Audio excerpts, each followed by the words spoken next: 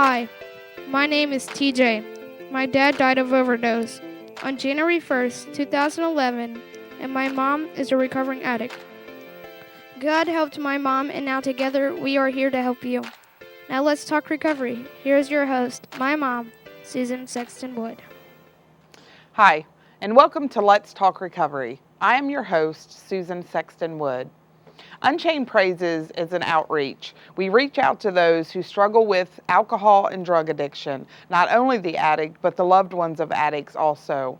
We work one-on-one with individuals who struggle with the acceptance of their addiction, who struggle with their loved one's addiction, or someone who is in recovery and that just needs that extra person to talk to. We are a recovery coach, recovery specialist, and a community health worker. We want to encourage you to reach out to Unchained Praises if you need help within your own walk in recovery, or if you have a family member that struggles with addiction and you don't know what to do to help them. Our guest today is Stacy Morehous. I said that right, Yes, Stacy? You did. How are you doing? Perfect. I am well, thank you. Good. We are going to ask Stacy to share her testimony at the beginning of this. You just start talking. Okay, let's see. I started drinking at, I think, around 10 or 11 or 12. Oh, wow. In there somewhere. And I had to make a geographical change.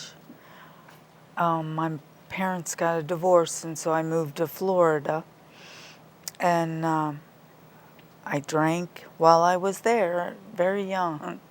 And then we moved, I had to stay with my aunt and uncle for about 9 months, 10 months, around in there. And I moved back to my hometown. And I finished high school, and anyway, I couldn't wait to graduate because I was going to be that professional drunk. I was going to sit on that bar stool and drink. I kept, if somebody asked me, I was going to school. I was always going to go to school. And I drank, and about the age of 26, it started hit me. I thought I was going to be by myself forever and die alone. So I married,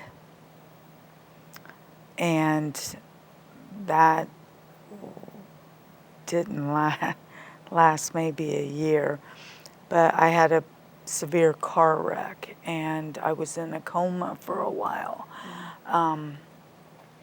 And so that got me to AA. That was my first bottom. That got me to AA. And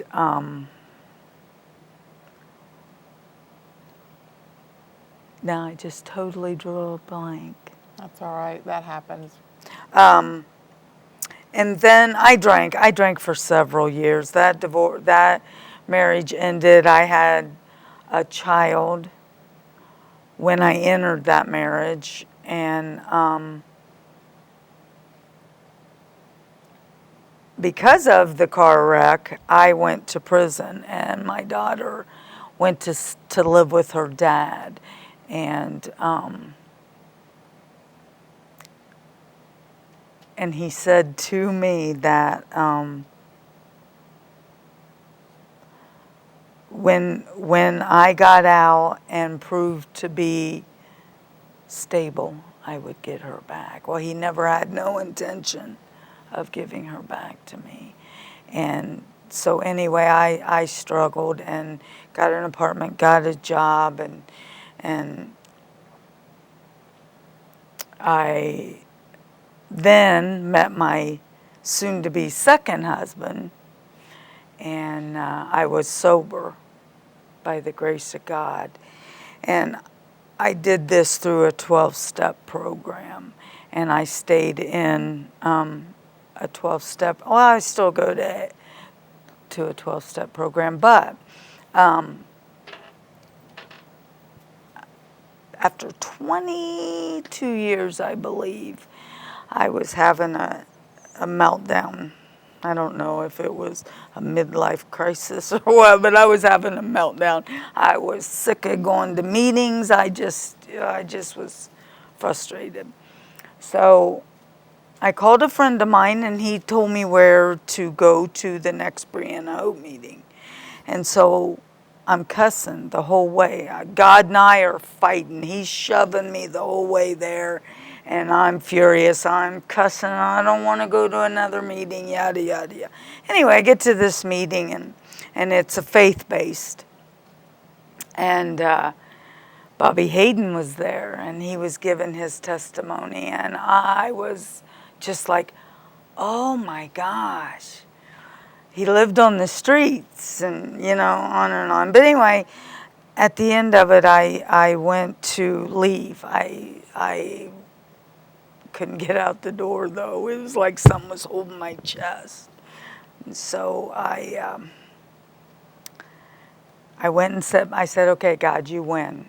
And I went and sat down by Lexi, and Lexi Laconey, his girlfriend. Anyway, I went and sat down beside her, and I said, I don't understand this, but I can't leave.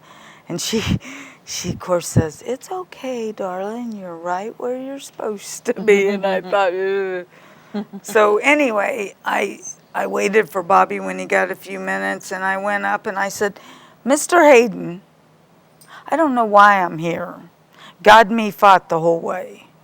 And I really don't know why I'm here. All I know is I got some suicidal or weird thoughts in my head. And so Bobby says, oh, wow, sit down here. Let's do some praying. And so we done some, he prayed over me and for me. And I left thinking, oh. Anyway, something changed. I crossed over a line, or whatever you want to say. Something happened. And I became a Jesus freak. Mm-hmm. And it was like almost an overnight success of being a Jesus freak. And so I started going to Briannas Hope meetings. And I just kind of sat back and I listened because I wasn't real sure where I fit in all this. Mm-hmm. And so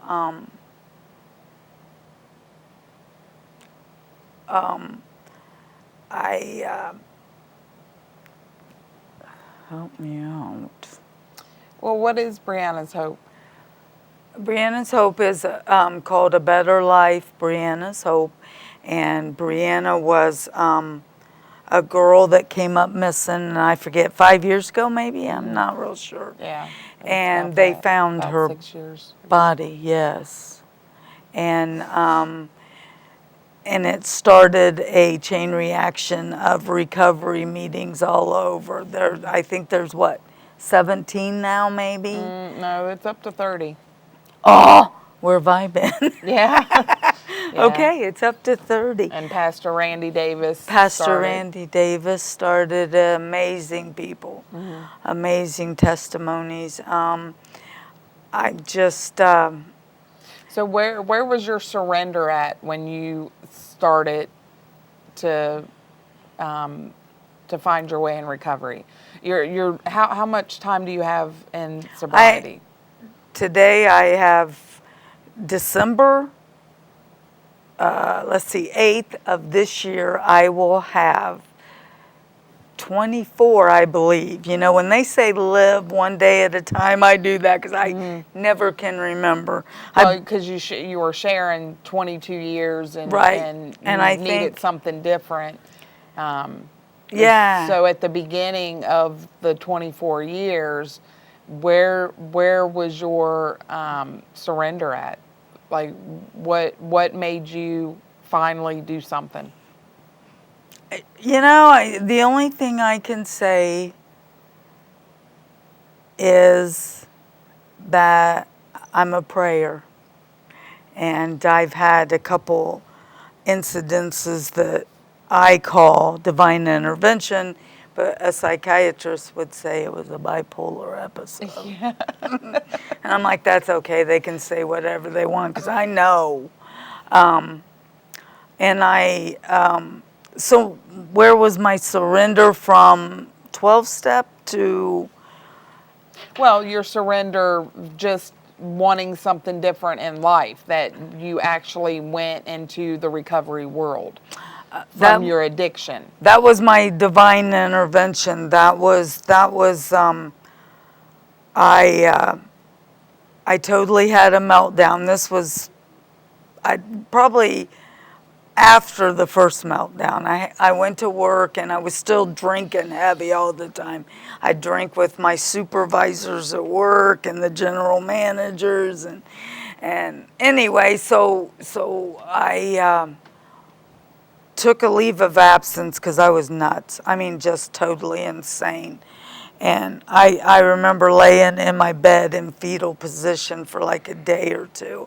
And I got the Bible out and I laid on the Bible and I prayed. And I said, God, you got to do something. And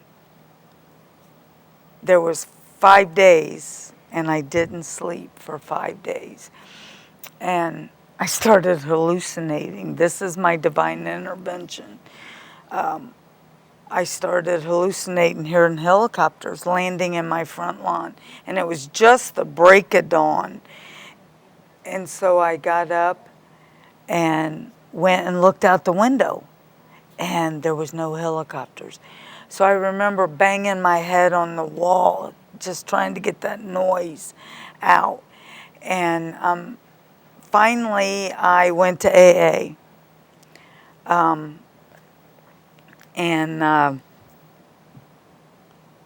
That helicopter that I heard would save my life 9 months, 10 months later, when I had the car wreck and I was in a coma for a while.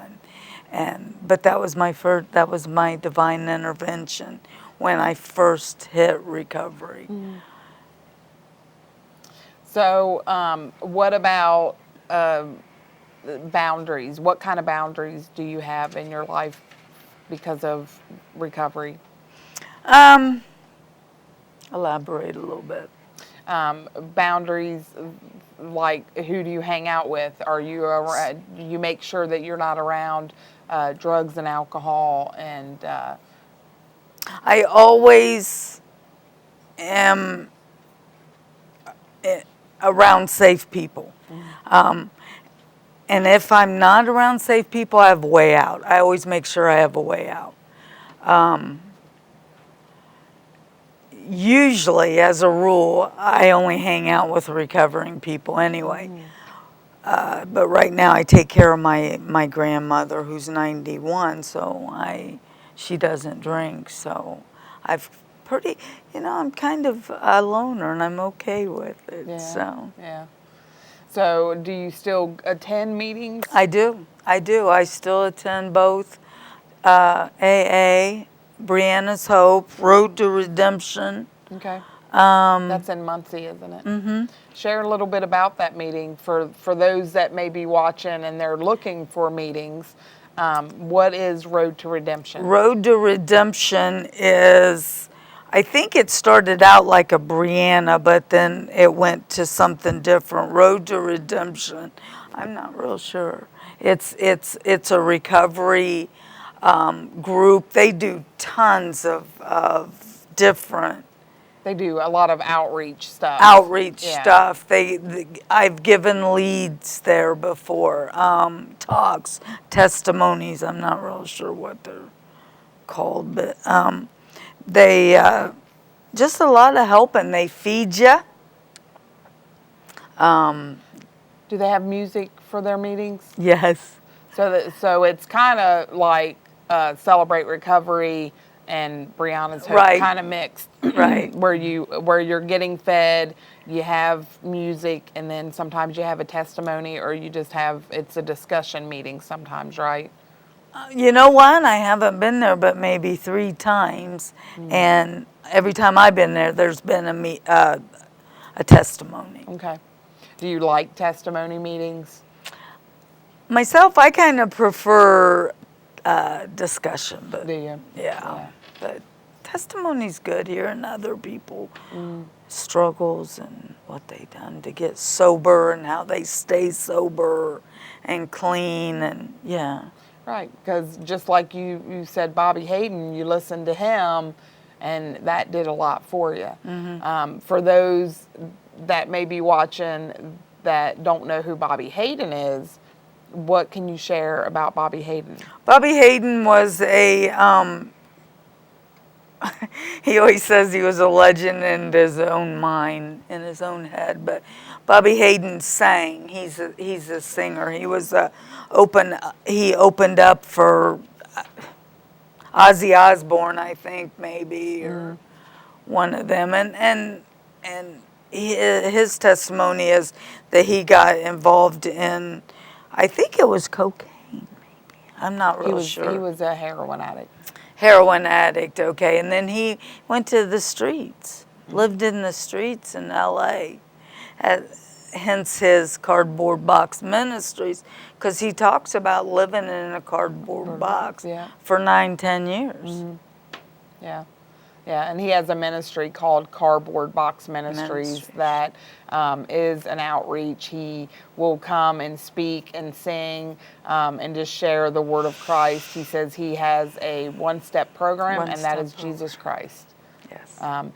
It's funny how, like today, you're on the Unchained Praises Let's Talk Recovery show, and a lot of the people that you're sharing about, I know, and it's that's cool. We've never met before, just on Facebook talking, right. And that just shows how much the recovery world is booming right now in Indiana, within the Muncie, Winchester, Connorsville. I mean, that surrounding area. It's amazing how it's booming. It is, yes. Because we're all knowing the same people. There's a recovery church now that's just opened about a month and a half ago here in Richmond. And what it is, it's another meeting. It's called Recovery Church, where you go to a meeting. There's some preaching, and then at the end of the meeting, they have the 12-step. Like a 12-step meeting where it's actually they're teaching out of the 12-step book, out of the AA book. So it's kind of a combination of those things. So what are some of your hobbies? I know you said you're kind of a loner, and I can relate to that, but do you have any hobbies? What are some things that you enjoy doing in recovery? I'm a movie watcher. I love movies. Shelley will testify. I love movies. But like I said, I take care of my 91-year-old granny, and we just went to Marion, or no, where is what's the Ivanhoe's? We just went to Ivanhoe's last week, and I travel all over with my granny. We eat different places when she's filling up to it. So as far as hobbies, you know, since I come out of a coma and my life has been recovery, that's all I know. So getting outside of that and having hobbies, I'm looking. I'm searching right now. Okay. Why were you in a coma? Because I had a car wreck. I was drunk and had a car wreck. And it was pretty bad. Somebody else got severely hurt. And you said you had to go to prison because of that. How much time did you do in prison? God was good to me. I prayed before I went into court because I had a very, very close friend in AA that always told me to pray that God not give me any more than I deserve, and believe it when I come out. And that's what I did. And I got sentenced to 18 months, and I did 6 months. Wow. I prayed. That's another divine intervention, because I was ever so sorry about the wreck, and if I could have took it back and I would have, but I couldn't, and so I don't want that wreck to ever end in vain. So I stay in recovery, and sometimes I get frustrated, but I stay in recovery with sober people. And now that's not to say that if I go to a wet place that I just make sure that what I have to do there has a reason. I mean, like if I go to a bar that serves alcohol, I got to make sure I'm going there because I'm going to eat lunch or something like that. Right. So you don't close the door on eating where alcohol is served. And I'm like that too. I'll go to a restaurant because there's a lot of restaurants where alcohol is served. But for me, I can't have it at the table with me. So somebody that I might be having lunch or dinner with, I'm not going to sit at the table while they're having a drink. That's one of my boundaries. Right. If you, so that's one of your boundaries too. Well, I don't frequent places where there is liquor. Yeah. I don't have liquor in my grandmother, and I don't have liquor in our house. Yeah. But if somebody wants to drink a beer or something sitting at the table, that's not a boundary for me. Okay. But I don't usually hang out with people that drink beers, Right, so it doesn't happen. Right, so it often. very rarely happens. Okay. If someone may be watching that may be struggling in active addiction today, what could you say to them to help encourage them to choose the path of recovery, since you have so much time in the recovery world? You're coming up on 24 years. That's a long time. The only thing I can say is when I come out of a coma, I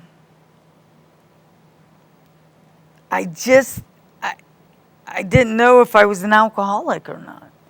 So when I come out of a coma, I mind there's a section in the big book that says, if you don't think you're an alcoholic, try some controlled drinking. That's exactly what I did.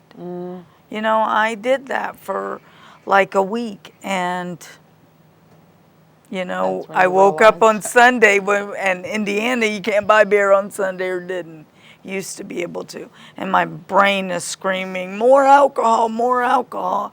And it was obvious that was my answer. I am an alcoholic. So you're telling people to go by that. Try some if you controlled don't think, drinking. If you don't think you're an alcoholic, try to drink a drink and then not have any. And then maybe a week later drink another drink and see. For me, I drank one drink, then the next day I had like 3 beers, and then the next day it was like Sunday, and my brain is going, oh my gosh, I need more, I need more. And so you realized that you needed help. Yes. Did you go to an inpatient facility at all? Nope. Or do any outpatient services? Yes, I did. I did it, it was, what was that called? It's not there now. It's some... Huh? CMHS? CMHS, yes. That's not what it is now. It's Meridian Services. Okay. But yeah, definitely. So did you do the IOT or relapse prevention? There was an awesome therapist. Can I mention therapist's name? Her name was Shelia Pettit. I love her to death. And she was awesome. She was amazing. And she's not there anymore. I'm not real sure. She may be in Muncie now. But yeah, I did outpatient with her. And we started a new AA meeting there at CMHS back then. She wanted one, and we did that for a little while. Well, we have a few minutes. is there anything that you would like to say to someone that may be watching, or something else about your testimony that you might want to add so that others can know about it and maybe find their path in the recovery world? You know, I went to my first AA meeting drunk. I don't suggest that, but I did. And a seed was planted. So if you don't think you have a problem, go to a meeting, because I guarantee a seed will be planted. Mm-hmm. And you'll soon know. Yeah, yeah. Well, there are many ways that you can find out if you may need help, and that's to reach out to someone else. If you feel like that your life is destructive and it's consuming your life, an addiction is something that is hindering or consuming your life. And so we want to encourage you to reach out for help. You heard Stacy share some of the things that she does. She does AA, she goes to Road to Redemption, and she goes to Briannas Hope. She talked about Bobby Hayden, which is Cardboard Box Ministries. If you need any more information on any of those meetings, then reach out to us and we'll get you all the information that you need. And the Muncie area, and she's from the Muncie, Winchester area, right? Portland. That those meetings are in those areas, and we want to encourage you to attend them and find your own path in recovery. I'm going to share with you a testimony poem that I wrote, and this is called God's Foundation. Sitting down as I start to think, how did my life turn out this way? Addiction has destroyed me and taken you. What are the odds our own child can fight this too?